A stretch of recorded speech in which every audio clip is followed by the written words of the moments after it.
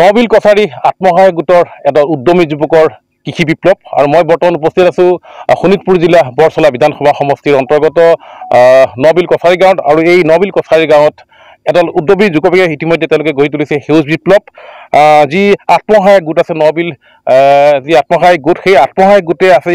যোৱা 2021 চনৰ পৰা এই স্থাপিত যিটো আত্মসহায়ক গোট আছিলে এই আত্মসহায়ক গোটটোৱে ধাৰাবাহিকভাৱে বিগত আজি 5 বছৰ ধৰি ধাৰাবাহিকভাৱে তেওঁলোকে এনে কৃষি কৰ্মৰ লগত জড়িত হৈ যথেষ্ট লাভান্বিত হৈছে আৰু তেওঁলোকে এক আদৰ্শ দেখুৱাইছে সমাজত আচলতে যি সময়ত ৰাজ্যৰ বহু যুৱক যুৱতী আচলতে কৰ্মসংস্থাপনৰ কাৰণে আচলতে বহিৰাজ্যলৈ ঢাপলি মেলিছে আৰু সেই সময়তে ঠিক এনেধৰণে যি এই আত্মসহায়ক গোটৰ যিসকল উদ্যমী যুৱকে আচলতে তেওঁলোকে আদৰ্শ দেখুৱাইছে তেওঁলোকে নিজৰ ঠাইতে আচলতে এনেধৰণে তেওঁলোকে এক স্বাৱলম্বিতাৰ পথ তেওঁলোকে বাছি লৈছে ইয়াতে তেওঁ প্ৰায় 200 বিঘাৰো অধিক যি ভূমি আছে নবিল কছাৰী গাঁৱত আৰু সেই মাটিত তেওঁলোকে বিভিন্ন ধৰণৰ আচলতে কৃষি কৰ্ম কৰি তেওঁলোকে যথেষ্ট লাভান্বিত হৈছে আৰু এক তেওঁলোকে আদৰ্শ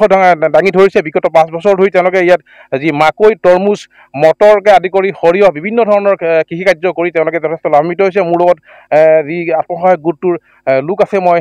যুৱক আছে মই তেওঁলোকক জানিব বিচাৰিম কি ক'ব কিমান দিনৰ পৰা আপোনালোকে এই গোটৰ লগত জড়িত আৰু কেনেধৰণে আগবাঢ়ি গৈছে আপোনালোকে এনেতো আমাৰ খেতি কৰা বহুত বছৰৰ পৰা কৰি থকা হৈছে এনেই আমাৰ ৰেজিষ্ট্ৰেশ্যন আমাৰ 21 চনৰ পৰাই হয় মোটামুটি আমি ইয়াতে 200 বিঘা মাটিত আমি খেতি কৰি আছোঁ আমাৰ মাকৈ আছে মোটামুটি 60 বিঘা মানত আৰু আপোনাৰ তৰমুজ আছে মোটামুটি 40 বিঘা মানত আৰু আপোনাৰ হেৰি আছে আপোনাৰ সৰিয়হ আছে আৰু মটৰ আছে গতিকে আমি সকলো ইয়াত মিলি কেনে আমি সকলো যুৱকে মিলি কেনে ইয়াতে খেতি কৰি আছোঁ গতিকে আৰু আমি খেতিৰ পৰা লাভান্বিত হৈছোঁ গতিকে চৰকাৰৰ ফালৰ পৰা আমাৰ ধৰি লওক কোনো ধৰণৰ আমাৰ এতিয়ালৈকে সাহায্য পোৱা নাই কোন ধৰণৰ আপোনালোকে সাহায্য পোৱা নাই কৃষি বিভাগৰ ফালৰ পৰা কিবা সাহায্য পাইছে নাই ঔষধ পত্ৰ ঔষধ পত্ৰ আমি এতিয়ালৈকে পোৱা নাই আমি নিজৰ গাঁঠিৰ ধনেৰে আমি ভাঙি কেনে আমি গোটেই খেতি বাতিটো কৰি আছোঁ গতিকে কৃষি বিভাগৰ ফালৰ পৰা আমি যদি কিবা সহায় সহযোগিতা পাওঁ আৰু বেছিকৈ আমি খেতি কৰিব পাৰিম ইয়াতে অহা বছৰলৈ আমাৰ প্লেনিং আছে মোটামুটি 100-150 বিঘা মানত আমি হেৰি আপোনাৰ ৰঙালাও খেতি কৰা আমাৰ প্লান আছে তাৰপিছত আকৌ মাকৈৰ প্লান আছে গতিকে কৃষি বিভাগ ফালৰ পৰা আমি এটা অনুৰোধ জনাম আমাক যাতে সাহায্য দিয়ে যিবিলাক খেতি বাতিত লাগে আমাৰ ধৰি লওক পানী হ'ল ইয়াত পানীৰ আমাৰ অলপ অসুবিধা আছে আমি যেনিবা পানী নিজৰ হেৰিৰে আমি পানীৰ অলপ সুবিধা কৰি লৈছোঁ পানীৰ যদি আৰু বেছিকৈ যদি সুবিধা হয় খেতি কৰিবৰ কাৰণে আমাৰ সুবিধাজনক হ'ব মানে বিগত 5 বছৰত আপোনালোকে কি ইয়াত খেতি কি কৰিছে ইয়াতে আগতে আমি মটৰ কৰিছিলোঁ আগতে তাৰপিছত সৰিয়হ তাৰপিছত মাটিমাহ কৰা হৈছিলে তাৰপিছত এতিয়া আমি মাকৈ আৰু আপোনাৰ তৰমুজৰ আমি এবাৰ প্লানিং কৰিছোঁ আমি কিমান লাভান্বিত হৈছে আপোনালোক আমি মোটামুটি ইয়াতে লাগি আছোঁ মোটামুটি 15-20 জনৰ পৰা যুৱক আমি এটা টিম লাগি আছোঁ আমি খেতিটো কৰি আছোঁ বাৰু হয় আচলতে প্ৰায় 15-20 জনীয়া এটা যুৱকৰ দলে তেওঁলোকে ধাৰাবাহিকভাৱে বিগত 5টা বছৰ ধৰি এই যি নবিল কছাৰী গাঁৱত থকা যি 200 বিঘাৰো অধিক যি কৃষি ভূমিত তেওঁলোকে কৃষি কৰ্ম কৰি তেওঁলোকে স্বাৱলম্বিতৰ পথ আচলতে দেখুৱাইছে কিন্তু তেওঁলোকে অতি আৰু দুখ আৰু পৰিতাপৰ কথা আচলতে যি চৰকাৰৰ ফালৰ পৰা বা কৃষি বিভাগৰ ফালৰ পৰা তেওঁলোকে যেনেধৰণে সাহায্য পাব লাগিছিলে কিন্তু সেই কোনো ধৰণৰ তেওঁলোকে সাহায্য বৰ্তমান পৰ্যন্ত তেওঁলোকে লাভ কৰা নাই বুলি তেওঁলোকে অভিযোগ উত্থাপন কৰিছে সম্পূৰ্ণ তেওঁলোকে গাঁঠিৰ ধন খৰচ কৰি আচলতে এই 15-20 জনীয়া যি উদ্যমী যুৱকৰ দলটোৱে আচলতে এনেধৰণে ধাৰাবাহিকভাৱে তেওঁলোকে কৃষি কৰ্ম কৰি যথেষ্ট লাভান্বিত হৈছে তেওঁলোকে সমাজত আদৰ্শ দাঙি ধৰিছে মোৰ লগত আৰু এগৰাকী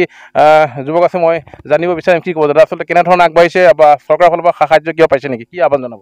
হয় নমস্কাৰ আমি এতিয়া যিটো খেতি কৰিছোঁ ইয়াতে আমি নিজৰ গাঁঠিৰ ধন খৰচ কৰি কৰিছোঁ আৰু যদি আমাক এতিয়া ধৰ 100-150 বিঘা মাটি এটা হাল বাওঁতে আমি ট্ৰেক্টৰ মাতোঁতে ট্ৰেক্টৰ সময়মতে নাপাওঁ নিজাববীয়াভাৱে যদি আমাৰ গোটৰ নামত এখন ট্ৰেক্টৰ পাওঁ আমি নিজাববীয়ামতে যেতিয়া আমি ধৰ ইচ্ছা তেতিয়া হাল চাল মাৰি মানে খেতিটো ধুনীয়াকৈ চহাব পাৰোঁ সেয়েহে মই চৰকাৰত অনুৰোধ জনাইছোঁ যে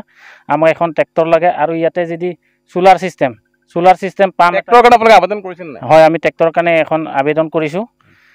অলৰেডি আমি এপ্লিকেশ্যন কৰিছোঁ এতিয়া তেখেতসকলে আমাক একো কোৱা নাই বাৰু কি হয় কি কথা আমি পিছত গম পাম সেয়েহে আৰু আমাক সময়মতে ধৰ হাল বাবলৈ আমি ট্ৰেক্টৰ নাপাওঁ বিচাৰিম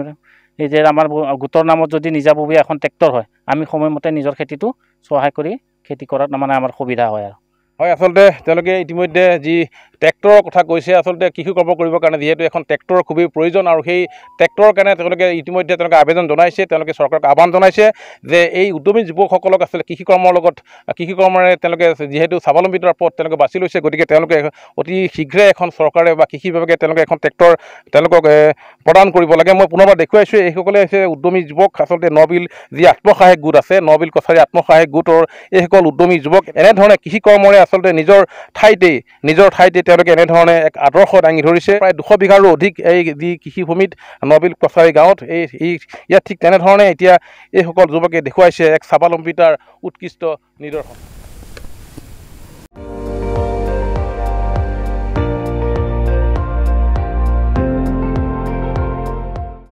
আপুনি চাই আছে ND24 সৰ্বশ্ৰেষ্ঠ নহয় সৰ্বোত্তমৰ দৌৰ।